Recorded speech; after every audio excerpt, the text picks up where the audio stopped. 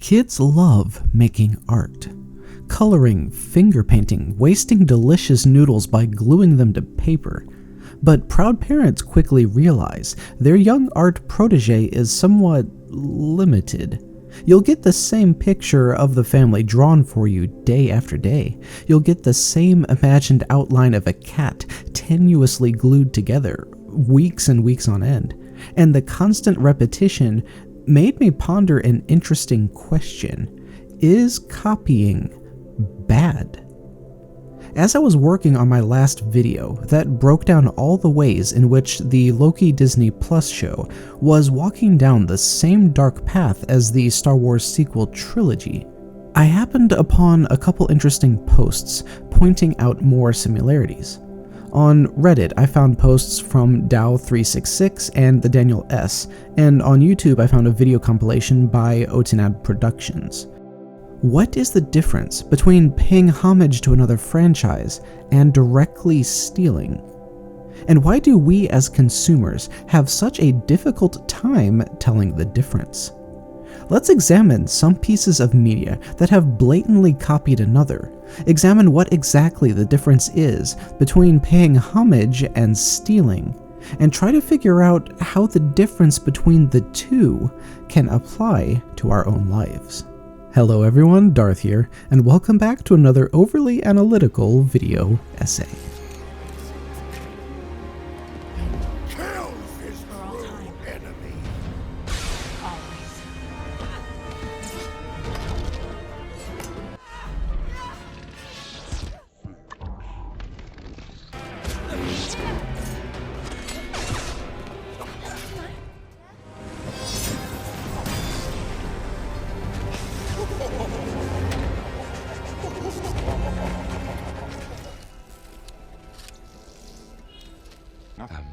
You're nothing. What? Join me. What is it?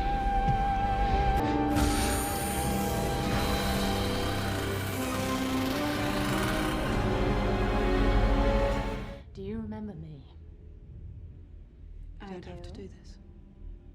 I feel the What do you want to conflict say in to me, Baron?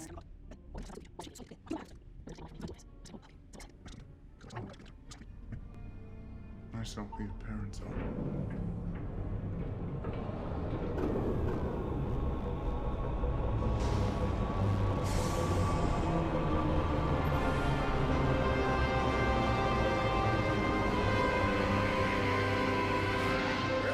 Gracious timekeepers, Faithful apprentice. as promised, My faith in the variants.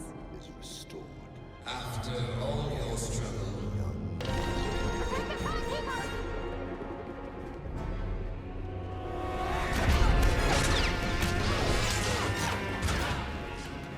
It seems fairly obvious that the creators of the Loki show are Star Wars fans, and more specifically they seem to be Reylo fans, considering how Loki and Sylvie seem to have a similar romantic dyad-type relationship to that of Rey and Kylo, and this is only comparing the throne room scenes.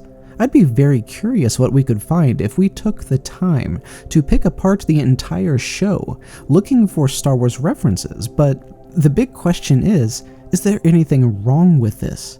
If they did intentionally copy Star Wars, is there inherently anything wrong with that practice? Because it's definitely not a random occurrence. Shows and movies copy each other all the time. Galaxy Quest was obviously a parody of Star Trek. Archer was blatantly based off of James Bond. The Chronicles of Shannara were inspired by Lord of the Rings. Aragon was heavily influenced by A New Hope. X Factor was a ripoff of American Idol. The Mentalist was a ripoff of Psych. Family Guy followed The Simpsons. Dark Matter copied Firefly. There are probably hundreds of pieces of media that copied something that came before them. Or what about even me? I got the idea for this video based off those sources I showed earlier. Did I straight up copy Otinad's video, or did I use his video as inspiration and a building block to make something unique? Is copying someone else okay?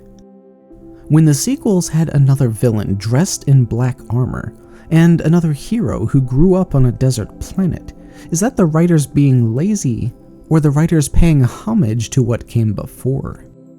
It's a very difficult line to walk. You can't overtly copy, or people will call it lazy writing.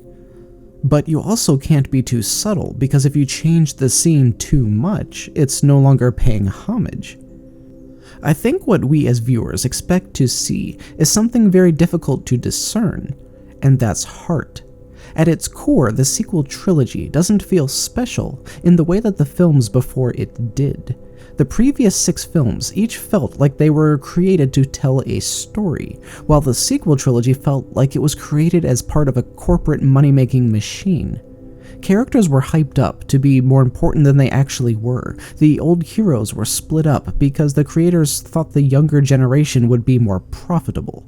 I have no doubt in my mind that JJ was a Star Wars fan, and the film he created was intended to pay homage to the original, borrowing many of the same plot points and story beats, not out of laziness, but out of a desire to make something similar to the Star Wars stories he had grown up with.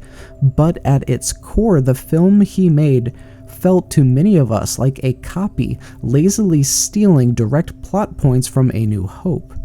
Granted, that may have been a result of corporate influence, unfortunately we'll never know, but the end result is that it feels like these films don't have heart behind them. And that, I believe, is the single biggest explanation of why we consider some things stolen, while others are merely paying homage. Because somehow we can tell when the creators love the content versus when they love the dollar signs that content represents. And for what I feel may be the best explanation of this phenomenon, may I present to you The Orville. I'm currently only halfway into season 1, but I was immediately struck by this show in a way that I haven't been by many other copies. This show is a direct copy of Star Trek, specifically The Next Generation. The Orville was promoted to the public like it was a comedic parody, which is what you'd expect from Seth Meyers, the creator of Family Guy, American Dad. Can I have one of these mints? Those are marbles. But the truth was surprising. This wasn't a parody in my eyes. Oh, it had more comedy and was more lighthearted than Star Trek had ever been, but it wasn't what I would define to be an actual comedy. Many of the jokes were few and far between and very deadpan, with the main character typically trying to be serious. What is that? Is that a beer? Yeah. You drinking a beer? Yeah, I'm nervous. It's a new ship. I want to make a good impression. It's 9:15 in the morning. This show felt serious. This show was heartfelt. This show was a love letter to Star Trek.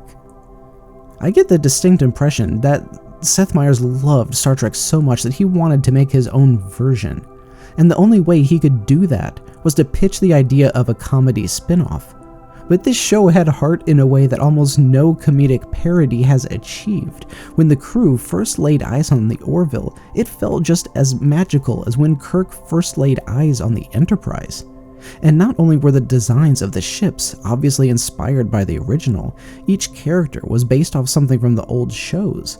Isaac was Data, Bortus was Worf, Alara was probably based on Bolaño Torres, and Ed was obviously heavily based on Captain Janeway. And it was interesting to see fans' reactions, like this guy saying, "Seth ripped entire storylines from the Next Generation. That's okay. I love the show and we need more Next Gen in our lives." This mindset is what I believe explains the key difference between fans thinking something is a cheap copy versus thinking something is paying beautiful homage to the original. Even with The Last Jedi, which is definitely the most unique of the sequel trilogy films, I can't say that I felt like the film was a love letter to Star Wars. Rian had his vision and told a story he seemed to care about and that meant something to him, but it didn't feel like Star Wars, and it didn't feel like he loved Star Wars. But every episode of The Orville seemed like it was Seth saying, "Hey, here's another thing I loved that Star Trek did." Every film the sequel trilogy gave us either said, "We're pandering because we want your money," or "We're utterly out of touch with what the fan base actually loved about the franchise." The Matrix 4 will be coming out soon, And that movie must not only build off the original trilogy, it must embrace it. It would be very, very easy for this new movie to do a soft reset just like The Force Awakens did. They could say the war with the machines is starting over and that none of the sacrifices of the old characters actually mattered. They could bring back Agent Smith, introduce a younger Chosen One, and have Neo be old and bitter, having lost all hope for the future. I believe that this is the single reason that sequels fail, because the creators don't love their version as much as the original creators loved what they were building. And that love is shown in the effort put forth, the attention to the tiniest detail, and the dedication to quality. Star Wars was Lucas' baby, and on some level we could feel the love and care he put forth. JJ and Ryan may care about their craft, but at the end of the day, they are obviously there to do a job and get a paycheck. They're not there to give us something beautiful and amazing. Compared to another film we've discussed before, Blade Runner 2049, this movie would have been far more successful if they had not built on the original, if they had instead remade the original with an altered story and far fancier filmmaking with more explosions that appeals to the majority of moviegoers who just care about 2 hours of distraction and not at all about good story. But the filmmakers didn't go with a safe money play. They made a film that was true to the original. They made a film that wouldn't be commercially successful. They made a film that wasn't a product. They made a film that had heart. This crappy painting may be the 4th one you've gotten handed to you today. But what is behind it? The kid isn't trying to make money or make a political statement. The kid isn't intending to copy what they've already done. The kid is trying to express love. We need to understand that originality does not equal quality. Think about every beautiful marriage proposal you've ever seen and realize that 99% of those guys copied that proposal idea from someone else. And yet it was still the most amazing moment to that woman, one that she treasures forever. Because she doesn't treasure the idea, she treasures the love behind the action. If your 3-year-old comes running up to you, ecstatic to give you yet another piece of macaroni art, don't be bored because you've already got 6 of those up on the fridge. Realize the love that that child is expressing. How excited they are to give you something they made. Realize that you as a parent will wish you had kept every single picture that kid ever drew for you, no matter how redundant. Because a copy isn't really a copy when it's made with love. Thanks for watching, my friends, and I'll see you next time.